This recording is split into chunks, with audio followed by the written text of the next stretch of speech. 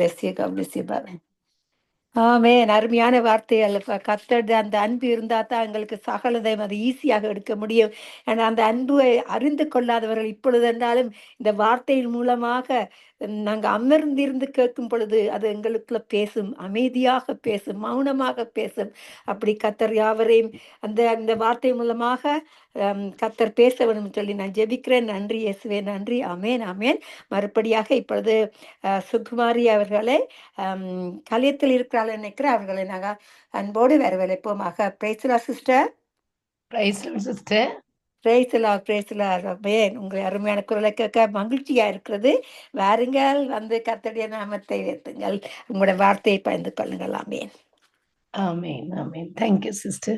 Amen. God bless you. God bless you. கிறிஸ்துவுக்கு பிரியமான தேவனுடைய பிள்ளைகளே, உங்களை இயேசு கிறிஸ்துவின் நாமத்திலே நான் வாழ்த்தி வரவேற்கின்றேன். கர்த்தர் நல்லவராக இருக்கிறார். அவர் கிருபை எங்களுக்கு எப்பொழுதும் போதுமானதாக இருக்கிறது. அல்லேலூயா. நீங்களும் நானும் ஆராதிக்கிற தேவன் அவர் ஜீவனுள்ளவராக, ஜீவிக்கிறவராக, மீண்டும் வரப்போகிறவராக இருக்கிறார். அல்லேலூயா. அந்த நல்ல தெய்வத்துடைய வருகையை நோக்கி நாங்கள் எதிர்பார்த்து காத்திருக்கிற பிள்ளைகளாக இருக்கிறோம். நாங்கள் பாக்கியவான்களாக இருக்கிறோம். அல்லேலூயா. நேரத்திலும் கூட சங்கமம் வானொலி மூலமாக நித்திய வெளிச்சத்துக்கூடாக இணைந்திருப்பதை குறித்து நான் மகிழ்ச்சி அடைகிறேன். அல்லேலூயா. கர்த்தர் நல்லவர். திருப்பிக் கொள்ளுங்கள். மத்தேயுக்கு எழுதின சுவிசேஷம் 24வது அதிகாரம் 4 அப்படி நாங்க தொடர்ந்து பார்ப்போம். கடைசி கால அடையாளங்களை குறித்து. அல்லேலூயா. இந்த நாட்களிலே கர்த்தருடைய பிள்ளைகளை நீங்களும் நானும் எப்பொழுதும் விழிப்பாய் இருக்க வேண்டும். திரும்ப திரும்ப திரும்ப திரும்ப கர்த்தராகிய ஆண்டவர் சொன்ன அந்த வார்த்தைகளை நாங்கள் நினைவுபடுத்தி கொண்டே இருக்க வேண்டும். அப்பொழுதுதான் நாங்கள் எந்த நேரத்திலும் ஜாக்கிரதைப்பட முடியும், இல்லையா? ஆகவே இங்கு சொல்லப்பட்டு இருக்கிற அதாவது மத்தேயு 24வது அதிகாரத்திலே 4 அப்படியே சொல்லப்பட்டு இருக்கிற 24வது அதிகாரமே அங்கு சொல்லப்பட்டிருக்கு. அதாவது 24வது அதிகாரத்துக்கான தலைப்பை நான் தருகிறேன். கடைசி கால அடையாளங்கள். கடைசி கால அடையாளங்கள் என்று சொன்னால் உண்மைக்கு அதை நாங்கள் சில நேரங்களிலே நாங்கள் வேதத்தில் சொல்லப்பட்டிருக்கிற சில காரியங்களை நாங்கள் மறந்து போயிடுவோம், இல்லையா? உலகத்தையே அப்படியே நோக்கி பார்த்து கொண்டே இருப்போம். ஆகவே ஆனால் கர்த்தருடைய பிள்ளைகளாகிய நாங்கள் கர்த்தரோடு நாங்கள் சார்ந்து இருக்கும் பொழுது, கர்த்தரோடு நாங்கள் அப்படியே கலந்து இருக்கும் பொழுது எப்படியும் நாங்க அதை மறக்க மாட்டோம், இல்லையா? கர்த்தர் நல்லவர். ஆகவே திருப்பிக் கொள்ளுங்கள். மத்தேயு 24வது அதிகாரம் 4வது வசனம் சொல்கிறது, அதாவது 2000 வருடங்களுக்கு முன்பதாக நம்முடைய கர்த்தராகிய இயேசு கிறிஸ்து இந்த பூமியில இருந்த பொழுது அங்கு சீஷர்களோடும் ஜனங்களோடும் பேசிய வார்த்தைகள். கர்த்தருடைய பிள்ளைகளே பாருங்க, இயேசு அவர்களுக்கு பிரதியுத்தரமாக, ஒருவனும் உங்களை வஞ்சியாதபடிக்கு எச்சரிக்கையா இருங்கள். ஏனெனில் அநேகர் வந்து என் நாமத்தை தரித்து கொண்டு நானே கிறிஸ்து என்று சொல்லி அநேகரை வஞ்சிப்பார்கள். எவ்வளவு ஒரு பயங்கரமான ஒரு விஷயம் பாருங்க. சொல்றாரு, உங்களை யாரும் ஏமாற்றாதபடிக்கு இந்த நாட்களிலே கர்த்தருடைய பிள்ளைகளே நாங்கள் எப்படி இருக்க வேண்டுமா? விழிப்பாய் இருக்க வேண்டுமா? விழிப்பாய் இருங்க. ஏனென்றால் நானே மேசியா என்று சொல்லிக்கொண்டு அநேகர் என்னுடைய பெயர்ல வருவார்கள், அவர்கள் பலரை ஏமாற்றுவார்கள் அப்படின்னு சொல்லி சொல்றார், இல்லையா? அதாவது நான் தான் கிறிஸ்து, அப்பா வருவார், இல்லையா? அப்பா வருகிற காரியங்கள் எவ்விதமாக இருக்கும் என்று வேத புத்தகத்திலே நாங்கள் வாசித்தால் தெரியும். அதாவது கிறிஸ்து அங்கே இருக்கிறார், இங்கே இருக்கிறார், அந்த இடத்துல நிற்கிறாரு அப்படின்னு சொல்லும் பொழுது நாங்க என்ன செய்யக்கூடாது? கர்த்தரை விசுவாசிக்கிற பிள்ளைகள் அங்கே ஓடக்கூடாது, எங்கே ஓடக்கூடாது. கர்த்தருடைய பிள்ளைகளே போய் ஏமாற்றம் அடைந்து விடக்கூடாது. கர்த்தர் வருகிறது எப்படி என்று இங்கே சொல்லப்பட்டு இருக்கிற எந்த விதத்திலே வந்து எங்களை அழைத்து கொண்டு போவார் என்பதை குறித்து இங்க அப்பா அழகா நேர்த்தியா அவர் சொல்லிவிட்டு கடந்து போயிருக்கிறார்.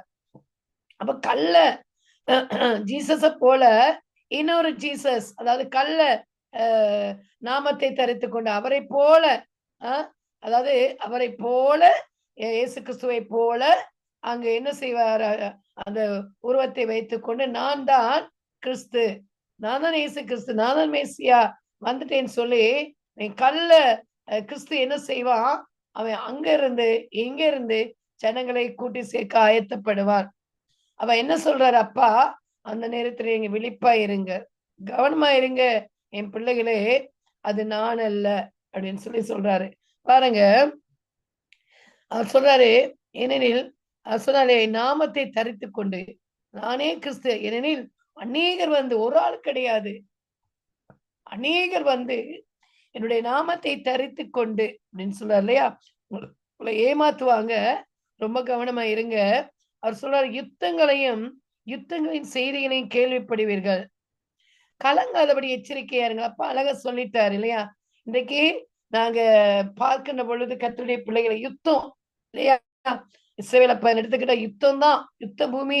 அதுக்கு பேரே யுத்த பூமி ஆகிட்டு இல்லையா? அப்ப யுத்தங்களையும் இருந்தது. இலங்கை தேசத்துல எல்லாம் பார்க்கின்ற பொழுது பயங்கர கலவரங்கள் வந்தது, யுத்தங்கள் வந்தது. பிள்ளைகள் வந்து ஸ்ரீலங்காவில இருக்கிறவங்க அநேகர் என்ன செஞ்சாங்க? போயிட்டு நாடு கடத்தப்பட்டார்கள், ஓடிட்டாங்க. ஒளிஞ்சு தன்னுடைய உயிரை காப்பதற்கு இலங்கை தேசத்தை விட்டெல்லாம் ஓடினவர்கள் பலர் உண்டு. ஆகவே இந்த நாட்கள் எல்லாம் கொஞ்சம் கொஞ்சமாக அங்க நடந்து முடிந்திருக்கிறது. ஆனால் இன்றைக்கும் நாங்கள் கேள்விப்படுகிறோம் இல்லையா? யுத்தங்களின் செய்திகளையும் அன்றாட அந்த நியூஸ்கள்ல நாங்க கேள்விப்படுறோம் இல்லையா? ஆகவே அப்ப என்ன சொல்றாரு, நீ கேள்விப்படுங்க, ஆனா என் பிள்ளைகளே, உங்களுடைய இருதயம் கலங்க வேண்டாம். உங்களுடைய இருதயம் என்ன செய்ய வேண்டாம்? திகிலடைய வேண்டாம். யுத்தங்களை பற்றிய வதந்திகளையும் கேள்விப்படும் பொழுது திகில் கொள்ளாதபடி கவனமாய் இருங்கள். இவைகள் எல்லாம் சம்பவிக்க வேண்டியதே, ஆனால் முடிவு உடனே வராது. இதெல்லாம் சம்பவிக்கும், திகில் கொள்ள வேண்டாம், கவனமா இருங்க. இப்படிப்பட்ட காரியங்கள் நடக்கவே வேண்டும், ஆனாலும் முடிவு வந்து வருவதற்கோ இன்னும் காலம் உண்டு அப்படின்னு சொல்றாரு. ஆனால் கர்த்தருடைய பிள்ளைகளே, கீழே சொல்லப்படுகிற ஜனத்துக்கு விரோதமாய் ஜனமும், ராஜ்யத்துக்கு விரோதமாய் ராஜ்யமும் எழும்பும், பஞ்சங்களும் கொள்ளை நோய்களும் பூமி அதிர்ச்சிகளும் பல இடங்களில் உண்டாகும். பல இடங்களில் கேள்விப்படுறோமா இல்லையா? ஜனத்துக்கு விரோதமாய் ஜனம் எழும்பும், ராஜ்யத்துக்கு விரோதமாய் ராஜ்யம் எழும்பும். கர்த்தருடைய பிள்ளைகளே, பாஷைகளுக்கு எல்லா பாஷைகளையும் பேசுறோம். ஆகவே அந்த ஜனத்துக்கு விரோதமாய் ஜனம் எழும்பும், ராஜ்யத்துக்கு விரோதமாய் ராஜ்யங்கள் எழும்பும். ஆனா பஞ்சங்கள் எல்லாம் இப்ப இந்த நாட்களில் நாங்க கேள்விப்பட்டு கொண்டுதான் இருக்கிறோம் இல்லையா? இலை குலைகள் எல்லாம் பிச்சு சாப்பிடுற அந்த இடங்கள்ல இருக்கிற அந்த இடத்தை நான் மறந்துட்டேன். நான் ஒரு நாள் ஜெபிக்கிறது மறந்து விட்டேன். ஆகவே நான் பார்க்கிறேன், சாப்பாடு இல்ல, இலை கொலையிலெல்லாம் சாப்பிடுறாங்க. அப்படியே உள்ளுக்குள்ள எலும்பு எல்லாம் அப்படியே மேலே தெரிகிறது. பஞ்சங்களும் கேள்விப்படுறோம். ஆனா கர்த்தருடைய பிள்ளைகளே, இன்னைக்கு நாங்கள் கர்த்தருக்குள்ளாக இருக்கின்ற பொழுது தினந்தோறும் சாப்பிட்டு மிகுதியை காணுகிறோம் இல்லையா? பாருங்க, நாங்க கேள்விப்படுறோம் கர்த்தருடைய பிள்ளைகளே, பஞ்சங்கள்ல அந்த கொடிய வியாதிகள் பார்க்கிறோம் எல்லாம். இதெல்லாம் நடந்து கொண்டு இருக்கிறது. பாருங்க, பூமி எதிர்ச்சி நடக்கிறது. எத்தனை கட்டிடங்கள் இடிந்து விழுந்தது. நாங்க பார்த்தோன்னா கட்டிடங்கள் எல்லாம், பெரிய பெரிய கட்டிடங்கள்லாம் பூமி அதிர்ச்சி நிமித்தம் இடிஞ்சு விழுகுது. அப்பா சொல்ற பாருங்க, பூமி எதிர்ச்சிகளையும், அதாவது ஜனத்துக்கு விரோதமாய் ஜனமும், ராஜ்யத்துக்கு விரோதமாய் ராஜ்யமும் எழும்பும், பஞ்சங்களும் கொள்ளை நோய்களும் பூமி அதிர்ச்சிகளும் பல இடங்களில் உண்டாகும். பல இடங்கள்ல நடக்கிறத நாங்க கேள்விப்படுறோம் கர்த்தருடைய பிள்ளைகளே. கொள்ளை நோய் வருது, பயங்கரம்.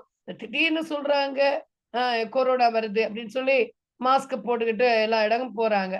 திடீர்னு கொள்ளை நோய்கள், பஞ்சங்கள், பட்டினிகள் பல இடங்கள் வருதெல்லாம் நாங்க இப்ப கேள்விப்பட்டு கொண்டு இருக்கிறோம். இவைகள் எல்லாம் வேதனைகளுக்கு ஆரம்பம். அப்பொழுது உங்களை உபத்திரவங்களுக்கு ஒப்பு கொடுத்து, இப்ப என்ன நடக்கும்? அப்பொழுது உங்களை உபத்திரவங்களுக்கு ஒப்பு கொடுத்து உங்களை கொலை செய்வார்கள். என் நாமத்து நிமித்தம் நீங்கள் சகல ஜனங்களாலும் பகைக்கப்படுகின்ற ஒரு காலம் வரப்போகிறதாக இருக்கிறது. இன்னும் இருக்கு, அதாவது நடந்து கொண்டிருக்கிறது. அநேக போதகன்மார அடிச்சு சிறைச்சாலையில போட்டு கொண்டு பெரிய காரியங்கள் எல்லாம் நடந்து கொண்டிருக்கிறது. ஆனா இந்த நாட்களில் நாங்கள் காப்பாற்றப்பட்டு கொண்டு இருக்கிறோம் இல்லையா? ஆகவே இதெல்லாம் நடந்து கொண்டிருக்கிறது. அப்பொழுது அநேகர் இடரல் அடைந்து ஒருவரையொருவர் காட்டிக் கொடுத்து ஒருவரையொருவர் பகைப்பார்கள். அந்த நேரத்துல என்னென்ன நடக்கும்? ஒருவரையொருவர் காட்டி கொடுப்பாங்களாம். பாருங்க, பயங்கரமான ஒரு காரியமாக இருக்கிற காட்டி கொடுக்கிற ஒரு விஷயம். ஆகவே காட்டி கொடுப்பார்கள். அப்பொழுது நீங்க பாருங்க, நாங்க துன்புறுத்தப்படும் பொழுது, நாங்க வந்து பாருங்க, நீங்க துன்புறுத்தப்பட்டு கொல்லப்படுவதற்கென ஒப்பு கொடுக்கப்படுவீர்கள். என் நிமித்தம் நீங்கள் எல்லா ஜனங்களாலும் வெறுக்கப்படுவீர்கள். அக்காலத்தில் அநேக விசுவாசத்திலிருந்து விலகி போவார்கள். ஒருவரை ஒருவர் அவர்கள் காட்டி கொடுக்கிறவர்களாயும் வெறுக்கிறவர்களாயும் இருப்பார்கள். விசுவாசம் இல்லாம போகும், விசுவாசம் தனிந்து போகும். நாங்க இப்ப ஆண்டவரே அப்பா பிதாவை நாங்கள் நேசிக்கிற அந்த அன்பு, இப்பொழுது இருக்கிற அந்த அன்பெல்லாம் இந்த காரியங்கள் எல்லாம் கண்ட உடனே பயத்துல அப்படியே என்னது தனிந்து போய் காட்டி கொடுங்க. அவன் அவங்க கிறிஸ்தவங்க, அவங்கதான் ஆண்டு சர்ச்சுக்கு போவாங்க, அவங்கதான் தினந்தோறும் பைபிள் வாசிப்பாங்க, அவங்கதான் ஆலயத்துக்கு போவாங்க, அவங்கதான் சபையை நடத்துறாங்க அப்படின்னு சொல்லி காட்டி கொடுப்பாங்களா கர்த்தருடைய பிள்ளைகளே? அது காட்டி கொடுப்பாங்க. கொல்ல வரும் பொழுது கர்த்தருடைய பிள்ளைகளே, அவர்கள் எங்களை சேதப்படுத்த வரும் பொழுது ஒருவரை ஒருவர் காட்டி கொடுப்பாங்க. அப்பா மேல இருக்கிற அந்த விசுவாசம் இந்த நாட்களை தணிந்து போகும் அப்படின்னு சொல்றாரு இல்லையா? அநேக கள்ள தீர்க்கதரிசிகளும் எழும்பி அநேகரை வஞ்சிப்பார்கள். இது பயங்கரமான ஒரு காரியமாக இருக்கிறது. தீர்க்கதரிசிகள், அநேக பொய் தீர்க்கதரிசிகள் தோன்றி அநேக மக்களை என்ன செய்வாங்களாம்? ஏமாற்றுவார்கள். ஏமாற்றுவார்கள்.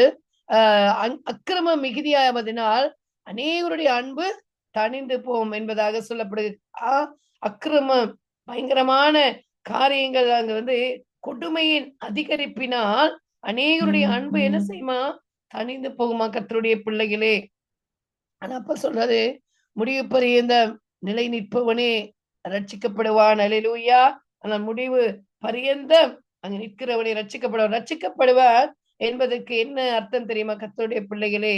காக்கப்படுதல். எதுல இருந்து? அந்த நரகத்தில் இருந்து எங்களை அப்பா தூக்கி எடுத்ததினால் காக்கப்படுதல். இப்ப சில பேர் கேட்பாங்க, ரட்சிக்கப்பட்டுட்டீங்களா அப்படின்னு சொல்லி. நாங்க சொல்லுவோம், ரட்சிக்கப்பட்டோம். ரட்சிக்கப்பட்டதுக்கான அர்த்தம் காக்கப்பட்டு விட்டோம்,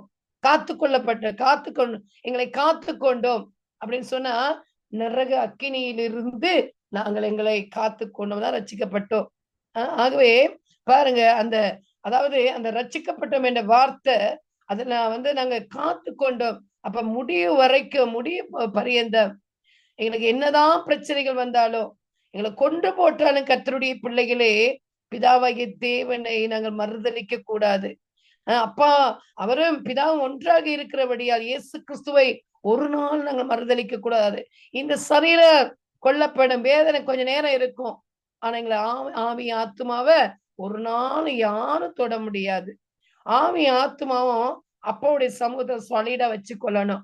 எப்பொழுதும் அவரோடு நல்ல உறவை நாங்கள் வைத்துக் கொள்ள வேண்டும் கர்த்தருடைய பிள்ளைகளே. இந்த சரீரத்தை கொல்றவங்களுக்கு நாங்க பயப்படவே கூடாது. ஆண்டவருடைய வார்த்தையை நாங்கள் சொல்லும் பொழுது, எங்களை உபத்திரவப்படுத்தும் பொழுது சரீரத்த வேதனை ஒரு நிமிஷம் இல்லையா, ஒரு 5 நிமிஷம் 10 நிமிஷம் வேதனைப்படுவோம். கர்த்தருக்காக வேண்டி நாங்கள் வைராக்கியம் கொண்டவர்களாக இருக்கும் பொழுது அவர் எங்களை காப்பார் இல்லையா? சாத்ராக் மேஷாக் ஆபேத்நேகோ போல எங்களுக்கு சோதனை வந்ததா? இல்லை இல்லையா? பாருங்க, பெரிய ஒரு சிலையை நிறுத்தி வைத்து அவங்க என்ன செஞ்சாங்க? அந்த வாலிபர்கள், அந்த நாட்கள் வாலிபர்கள், அழகுள்ள வாலிபர்கள், எவ்வளவு வைராக்கியம் அந்த வாலிபர்கள் இருந்திருக்கிறாங்க இல்லையா? அவங்கள என்ன செஞ்சாங்க? அது சிலையனை வணங்கு, இல்லாவிட்டால் எரிக்கிற அக்னி சூளையில நான் போடுவேன் அப்படின்னு சொன்னாங்க. ஆனாலும் அந்த வாலிபர்கள் என்னை கொன்று போட்டாலும் நான் சிலையை வணங்க மாட்டேன் அப்படின்னு சொன்னாங்க, நின்றாங்க. ஆனா அக்னிய 7 மடங்கு அங்கு இது பண்ணாங்க, சூடேற்றினார்கள். பயந்தாங்களா கர்த்தருடைய பிள்ளைகளே? பயப்படல, கொண்டு போய் கட்டுனாங்க. ஏன்னா வாலிபர்கள் இல்லையா, பயத்துல ஓடி போயிருவாங்கன்னு சொல்லி கொண்டு போய் தூக்கி போட்டார்கள். தூக்கி போட்டவர்களை இந்த அக்னி கொண்டது, எரித்து போட்டு விட்டது. ஆனால் உள்ளே இருக்கிறார்கள் சந்தோஷமாக எரிகிற அக்னி சூளையிலே நடமாடுகிறார்கள். பிதாவாகிய தேவன் அந்த இடத்துல வந்து விட்டார். அல்லேலூயா. பாருங்க, அந்த இடத்துல காப்பாற்றப்பட்டாங்க இல்லையா? அவங்களோட ரட்சிப்பை அவர்கள் காத்து கொண்டார்கள். எங்க அப்பா எங்களை காப்பாற்றுவார், நான் வணங்குகிற தெய்வம் இன்னார் என்று நாங்கள் அறிந்திருக்கிறோம் என்று அவருடைய உள்ளான இருதயத்தின் ஆழத்திலே அவர்கள் சொன்னார்கள், அதை சொல்லிக் கொண்டார்கள். இன்றைக்கு நீங்களும் நானும் எப்படி இருக்கிறோம் கர்த்தருடைய பிள்ளைகளே?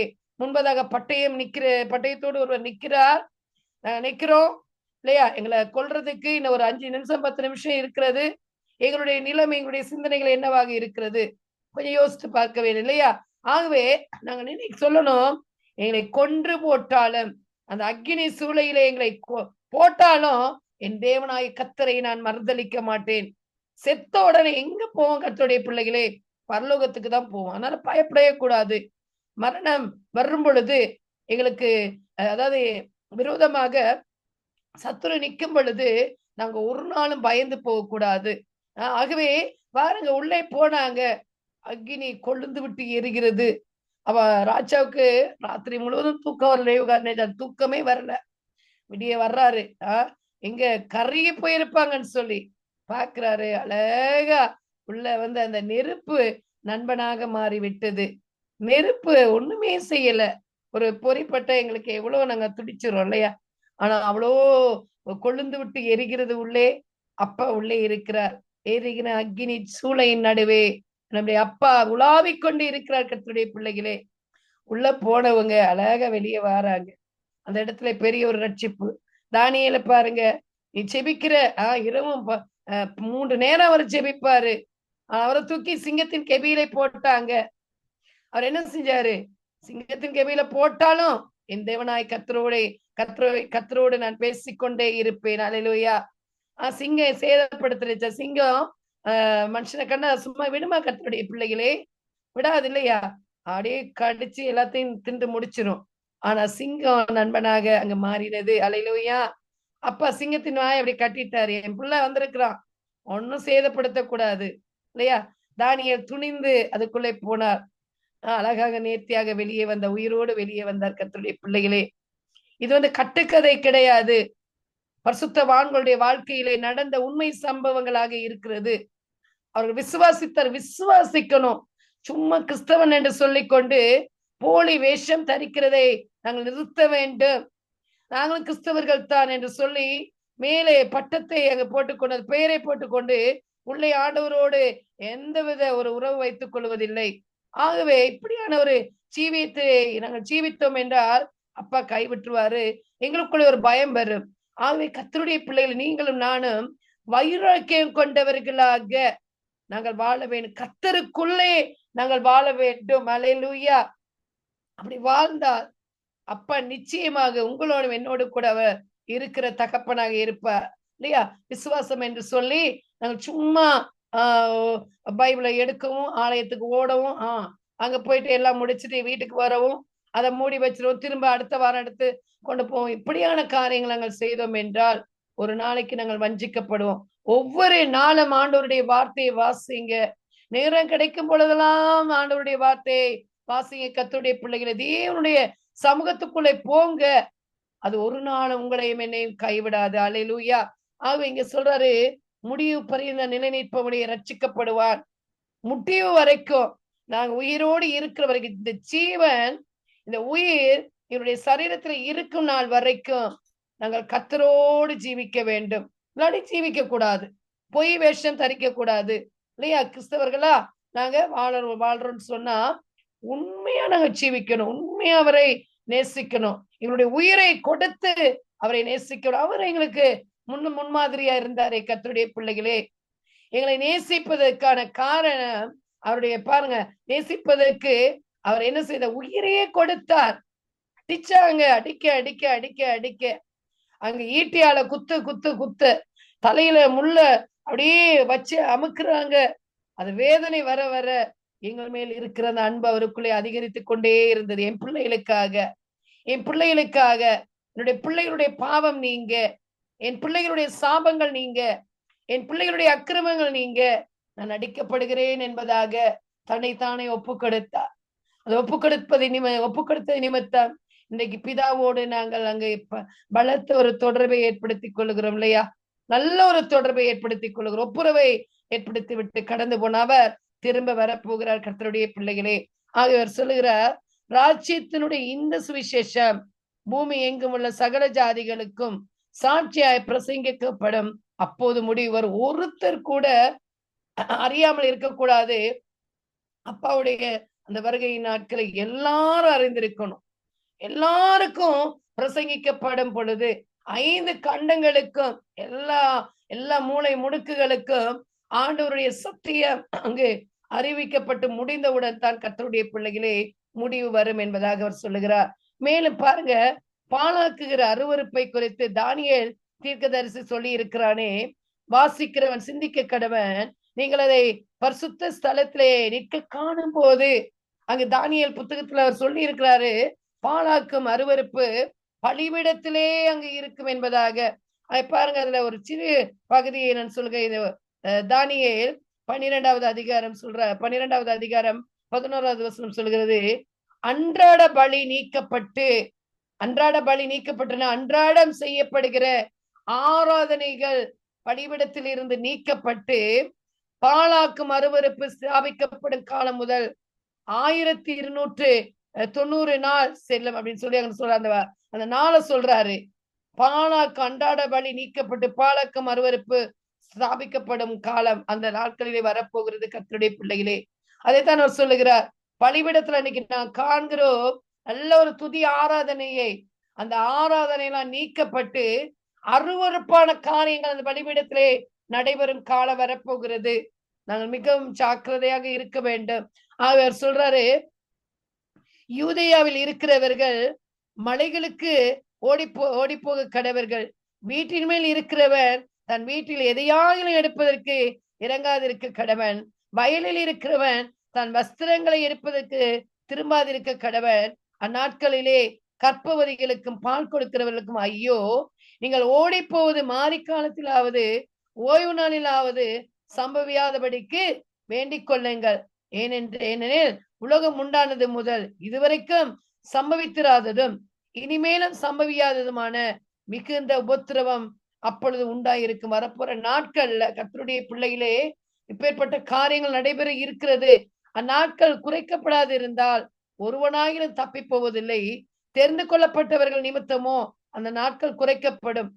அப்பொழுது இதோ கிறிஸ்து இங்கே இருக்கிறார், அதோ அங்கே இருக்கிறார் என்று எவனாயினும் சொன்னால் நம்பாதே எங்க கர்த்தருடைய பிள்ளைகளே. அதான் வேதத்தை வாசிக்கணும். வேதத்தை வாசிச்சாதான் எங்களுக்கு விளங்கும் இல்லையா?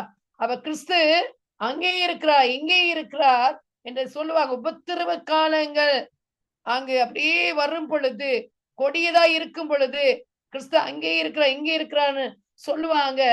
சொன்னாதீங்க, நம்பாதீங்க, ஏமாந்து போயிடாதீங்க. ஏனெனில் கள்ள கிறிஸ்துக்களும் கள்ள தீர்க்கதரிசிகளும் எழும்பி கூடுமானால் தெரிந்து கொள்ளப்பட்டவர்களையும் வஞ்சிக்கத்தக்கதாக பெரிய அடையாளங்களையும் அற்புதங்களையும் செய்வார்கள்.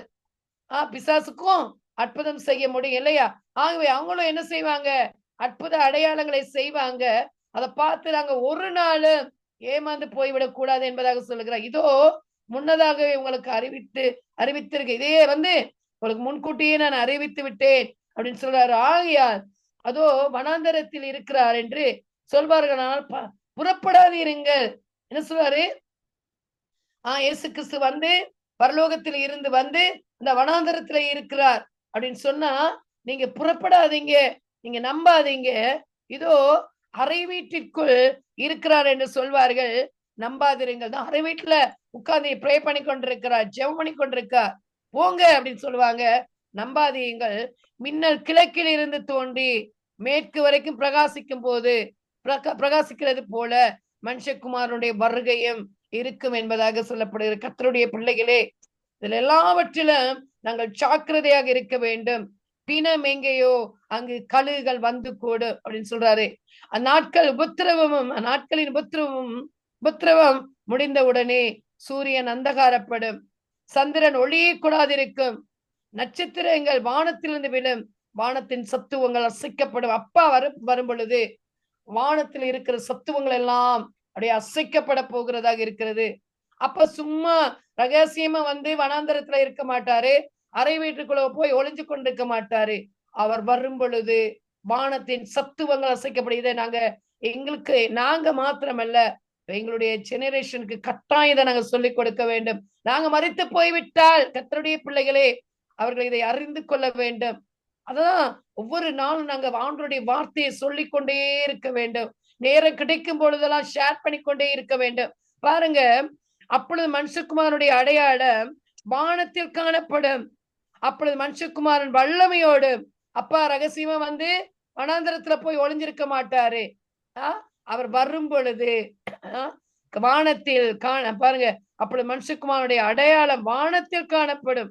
நாங்க வானத்தை நோக்கி பார்த்து கொண்டிருக்கோம். அப்பொழுது மனுஷகுமாரன் வல்லமையோடு மிகுந்த மகிழ்ச்சியோடு வானத்தின் மேகங்கள் மேல் வருகிறதை பூமியில சகல கோத்திரத்தாரும் கண்டு புலம்புவார்கள். பாருங்க, ஆண்டவருடைய அந்த வருகை நாட்கள் எவ்விதமாக இருக்க வேண்டும். கர்த்தருடைய பிள்ளைகளே, நாங்கள் அறிந்து கொள்ள வேண்டும். வலுவாய் தொனிக்கும் எக்கால சத்தத்தோடே அவர் தமது தூதர்களை அனுப்புவார். அல்லேலூயா. அவர்கள் அவரால் தெரிந்து கொள்ளப்பட்டவர்களை வானத்தின் ஒரு முனை முதற்கொண்டு மறுமுனை மட்டும் 4 திசைகளிலும் வந்து கூட்டி சேர்ப்பார்கள். இப்ப நாங்க எங்கே இருக்கணும்? எங்க பாட்டுக்கு நாங்க வீட்டுலதான் இருக்கணும். வீட்டுல இருந்து தூங்கி கொண்டு இருக்க கூடாது. சீரியல் பார்த்து கொண்டு இருக்க கூடாது. மற்றவர்களை குறித்து குறை பேசிக் கொண்டு இருக்க கூடாது. பொறாமைப்பட்டு வீட்டுக்குள்ளேயே அவங்க அப்படி இருக்கிறாங்க, அவங்க நல்லா இருக்கிறாங்க, இவங்க நல்லா இருக்கிறாங்க, அதை நாங்க செய்யக்கூடாது. ஆண்டவருடைய பாதத்திலே நாங்கள் தினமும் நிற்க வேண்டும். திறப்பிலே நிற்க வேண்டும் கர்த்தருடைய பிள்ளைகளே. அப்பொழுது அவர் வந்து வீட்டிலேயே எங்களை இருந்து அப்படியே கொண்டு போவார். அந்த நாளை நினைச்சு பாருங்க, எவ்வளவு சந்தோஷமான நாள். அத்திமரத்தினால் பாருங்க, வானத்தின் ஒரு முனை முதற்கொண்டு மறுமுனை மற்றும் 4 திசைகளிலும் இருந்து கூட்டி சேர்ப்பார்கள். யாரு? தேவ தூதர்கள். அத்திமரத்தினால் ஒரு ஊமையை கற்றுக்கொள்ளுங்கள். அதுல இளங்கிளை தோண்டி துளிர்விடும் போது வசந்த காலம் சமீபமாயிற்று என்று அறிவீர்கள். அப்படியே இவைகள் எல்லாம் நீங்கள் காணும் போது அவர் சமீபமாய் வாசல் அருகே வந்திருக்கிறார் என்று அறியுங்கள். அவர் வருவாரு. அவர் எங்களுடைய வாசல் அருகே வருவார். இவைகள் எல்லாம் சம்பவிக்கும் முன்னே இந்த சந்ததி ஒளிந்து போகாதது என்று மெய்யாகவே உங்களை சொல்லுகிறேன். வானமும் பூமியும் ஒளிந்து போம், என் வார்த்தைகளோ ஒளிந்து போவதில்லை என்பதாக அவர் சொல்லி இருக்கிறார். அந்த நாளையையும் என் பிதா ஒருவர் தவிர மற்றொருவனும் அறியான், பரலோகத்திலுள்ள தூதர்களும் அறியார்கள். அப்பாவுடைய வருகையை குறித்து அங்கு தேவ தூதர்களுக்கு கூட தெரியாது கர்த்தருடைய பிள்ளைகளே. ஆகவே நோவாவின் காலத்தில் எப்படி நடந்ததோ அப்படியே மனுஷகுமாரன் வரும் காலத்திலும் நடக்கும். அப்பா வரும் பொழுது நோவாவின் காலத்திலே என்ன செய்தாங்க? எப்படி எனில், ஜலப்பிரளயத்துக்கு முன்னான காலத்தை நோவா பேழைக்குள் பிரவேசிக்கும் நாள் வரைக்கும் ஜனங்கள் புசித்தும் குடித்தும் பெண் கொண்டும் பெண் எடுத்தும் ஜலப்பிரளயம் வந்து அனைவரையும் வாரிக்கொண்டு போக மட்டும் உணராமல் இருந்தார்கள். அப்படியே மனுஷகுமாரன் வரும் காலத்தில் நடக்கணும். இதை உங்களுக்கு அப்படியே வாசித்துக் கொண்டு போகிறேன். ஆகவே அப்பொழுது 2 பேர் வயலில் இருப்பார்கள். ஒருவன் ஏற்றுக்கொள்ளப்படுவான், ஒருவன் கைவிடப்படுவான். 2 ஸ்திரீகள் ஏந்திரம் மறைத்துக் கொண்டு இருப்பார்கள். ஒருத்தி ஏற்றுக்கொள்ளப்படுவாள், ஒருத்தி கைவிடப்படுவாள். உங்கள் ஆண்டவர் இன்ன நாளிகையிலே வருவார் என்று நீங்கள் அறியாதிருக்கிறபடியினால் விழித்திருங்கள். திருடன் இன்ன ஜாமத்தில் வருவான் என்று வீட்டெஜமான் அறிந்திருந்தால் அவன் விழித்திருந்து தன் வீட்டை கண்ணமிட ஒட்டான் என்று அறிவீர்கள். நீங்கள் நினையாத நாளிகையிலே மனுஷகுமாரன் வருவார். ஆதலால் நீங்களும் ஆயத்தமாயிருங்கள். ஏற்ற வேளையிலே தன் வேலைக்காரனுக்கு போஜனம் கொடுத்து அவர்களை விசாரிக்கும்படி எஜமான் வைத்த உண்மையும் விவேகம் உள்ள ஊழியக்காரன் யாவன் அப்படின்னு சொல்றாரு. எஜமான் வரும்போது அப்படி செய்கிறவனாக காணப்படுகிற ஊழியக்காரனை பாக்கியவான் என்பதாக கர்த்தருடைய பிள்ளைகளே அங்கு கீழே அங்கு அப்படியே சொல்லப்படுகிறதாக இருக்கிறது.